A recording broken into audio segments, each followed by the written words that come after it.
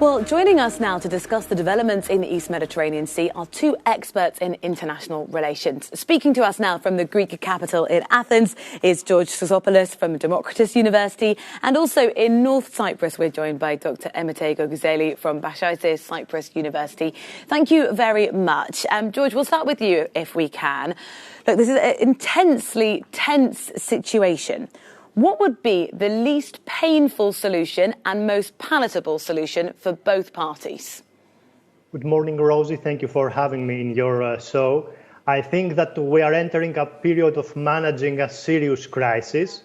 It seems that in the last 48 hours, the situation looks more calm. This is very good for both sides, for both Greece and Turkey.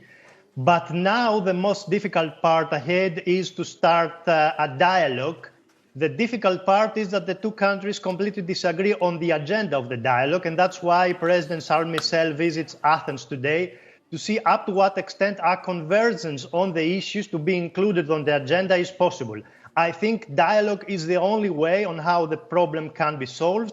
And although historical experience suggests that we cannot be optimistic, we need to give now peace an opportunity. I believe the visit of the President of the European Council is very important.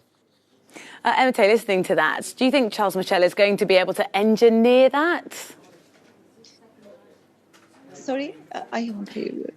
Do you think Charles Michel is going to be able to engineer closer dialogue and then a reduction in the tension that we've seen?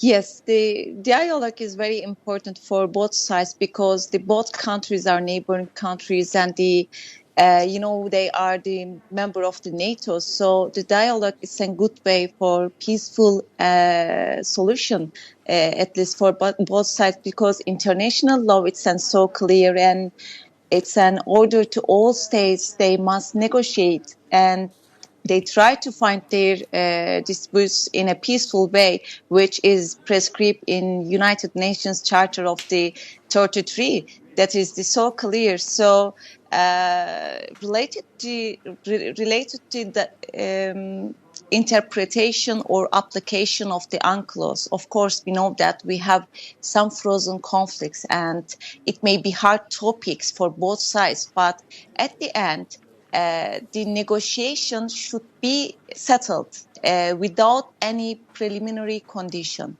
That is the best way for reaching a peaceful solution, at least for both sides.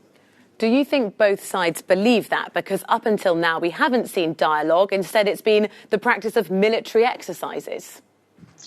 Yes, the military exercises can be sometimes be chosen by both sides.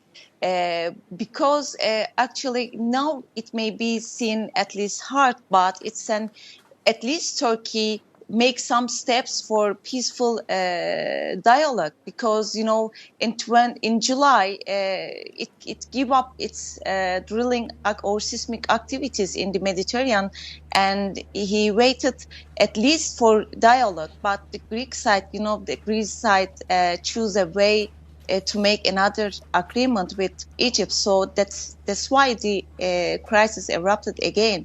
So now, of course, we have some problems, but we have a way for us sit together and discuss all issues in the context of the international law, because the UNCLOS is very clear and it gives an order. We should follow that in Article 83 and in 74 of 1, and all negotiations should be made and both sides should be at least reach to equitable results, and that is the important thing.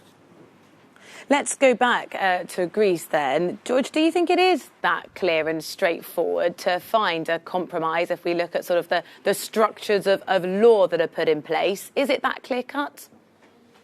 Well, what happened in August is that Greece signed an agreement to delimit its continental shelf with Egypt. It was its right to do so, like it was the right of Turkey to sign a similar agreement with Libya. The problem is that maritime zones intersect. So the question is up to what extent a compromise between the two sides can be reached. I think it is possible on the basis of the law of the sea However, the problem is that Turkey wants a much wider agenda on the negotiations, and Greece is not prepared to discuss issues of national defense. Up to what extent there will be a solution on the agenda of the dialogue, I believe this will be in the portfolio of Charles Michel, because this is the key question. Greece is not prepared to discuss issues of national defense. But of course, as Prime Minister of Greece has said, also in international media, Greece is prepared to start a dialogue about maritime issues. Greece recognizes only this as a difference between the two countries. Thank you very much to both of you. George Tzogopoulos, really appreciate your time, and also Dr. Emete Guguzeli, appreciate both of your time.